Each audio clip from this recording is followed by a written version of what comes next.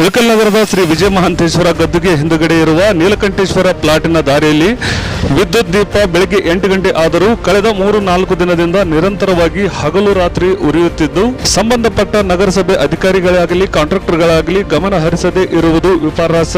ಅಲ್ಲಿನ ಸಾರ್ವಜನಿಕರು 3-4 ದಿನದಿಂದ ಈ ವಿದ್ಯುತ್ ದೀಪದ ಕಂಬ ನಿರಂತರವಾಗಿ ಉರಿಯುತ್ತಿದೆ ಎಂದು ಸಾರ್ವಜನಿಕರು ಆಕ್ರೋಶ ವ್ಯಕ್ತಪಡಿಸಿದರು. ಇನ್ನಾದರೂ ಇದಕ್ಕೆ ಸಂಬಂಧಪಟ್ಟ ನಗರಸಭೆ ಅಧಿಕಾರಿಗಳಾಗಲಿ ಕಾಂಟ್ರಾಕ್ಟರ್ಗಳಾಗಲಿ ಇತ್ತ ಗಮನ ಹರಿಸಿ ಸರಿಪಡಿಸಬೇಕಾಗಿದೆ.